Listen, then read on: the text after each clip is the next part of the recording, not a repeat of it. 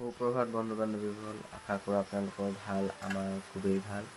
আৰু কালি আহিলোঁ ঘৰলৈ গধূলি। এতিয়া ওলাই আছিলোঁ, যাব পৰা নাই, বৰষুণ দি আছে। চাওক, ধৰিব নোৱাৰে বৰষুণ যাক ইমান অলপ দি আছে। এতিয়া তাকে ভাবি আছোঁ কি হয়। আৰু স্কুলো আজিকালি সোনকালে খুলিলে, 7টা মানত ক্লাছ হয় আমাৰ বেটিহঁতৰ। তাকে এতিয়া যাব পৰা নাই।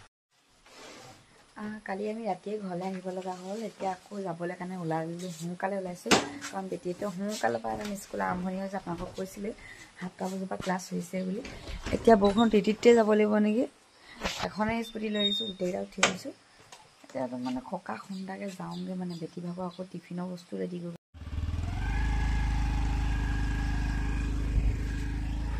খকা খুন্দাকৈ যাওঁ ঐ।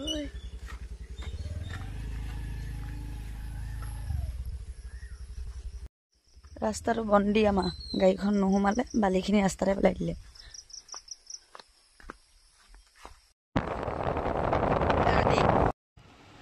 আমি এতিয়া ৰুম পাই গ'লোহি দেই, একদম যেনে তেনে বৰষুণ এজাকো নোপোৱাকৈ পাই গ'লোহি। একদম ছোৱালীজনীও নিতিতিলে, আমিও নিতিতিলোঁ, ধুনীয়াকৈ পাই গ'লোহি। এয়া আমাৰ মাইনা বহি আছে এতিয়া আহি। ৰুমটো পূৰা গেলি আছে, ৰুমটো মই চফা কৰি ল'ব লাগিব। এতিয়া চফা কৰিলোঁ মানে এতিয়া বেটি 6টা বাজিলে, 6টা নহ'লেই। বেটি অকণমান কিতাপ পঢ়ে, মানে মই কাম কেইটামান আছে কৰি ল'মগৈ পুটুককৈ। তাৰপৰা আৰু বেটিক স্কুলত থৈ দিমগৈ। আপোনালোকে চাব আৰু দেই, আজি বেটি স্কুললৈ যোৱাটো দেখাই দিম বাৰু। এতিয়া স্কুললৈ ওলাই আমি ৰেডি। বেটিয়ে মই একদম যাওঁ, বেটি সোনকালে থওঁগৈ। পানী বটলটো মই বেগটো লৈ দিওঁ দিয়া। এই আকৌ আমাৰ ছোৱালীজনী আকৌ মানুহে ভাবিব মাকজনী বিয়াত ষ্টেণ্ডাৰ্ড আহিছে দেই, বেগ চেগ লৈ নিদিয়ে বুলি ভাবিব। কিন্তু নহয়, আমাৰ বেটিয়ে এক চোটা বেগ ল'ব নিদিয়ে। কি জানো বেগটো লৈ ইমান ভাল পায়। ডাঙৰ হ'লে নল'ব পাৰে, এতিয়া সৰুৰ কাৰণে এইকেইদিন স্কুল গৈ ভাল লাগে যে, সেইটো কাৰণে আৰু বেগটো তাই ল'ব বিচাৰে। চাবিটো কি হ'ব, তোমাক দেখাই দিওঁ চাওঁ। এইজনী বাই বাই কৈ দিয়া আকৌ। মানে মই মোবাইলটো লৈ নাযাওঁ, মোবাইলটো থৈ যাওঁ, চাৰ্জ নাই, চাৰ্জ দি থৈ যাওঁ। তাৰপিছতে আকৌ দোকানতো ব্লগ বনাব লাগিব যে, সেইটো কাৰণে দেই যাওঁ আকৌ আমি। টাউনখন চুনচান নহয় মানে, আৰু আহিব আৰু দোকানীবোৰ চব আহিব। এতিয়া নাই অহা, লাহেকৈ আহিব, লাহেকৈ। ভোকো লাগিছে, কিবা এটা খাওঁগেও লাগিছে।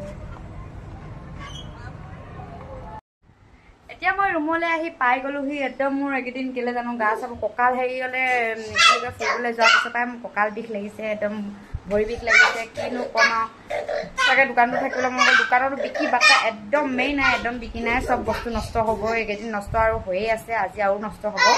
তাকে আৰু মোৰ গাটো অকণমান মানে ভাল লগা নাই, সেইটো কাৰণে ঘৰলৈকে যাওঁ বুলি ভাবিছোঁ। মই মাৰ ঘৰলৈকে বহুত দিন হ'ল, মাৰ ঘৰলৈ যোৱাই নাই, থাকিব যাওঁ বুলি ভাবিছোঁ।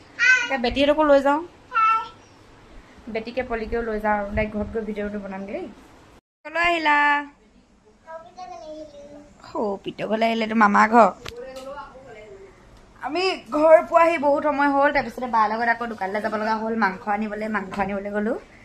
তাৰপিছতে বাহঁতে বনাই আছে আৰু মাংস ভাত, আৰু আমি বহি আছোঁ, মায়ে মই আৰু বেটি। আৰু মানে বেটি ভাগৰ পৰীক্ষা হৈ আছে, মোৰ মানে ভাগিনজনী পৰীক্ষা হৈ আছে।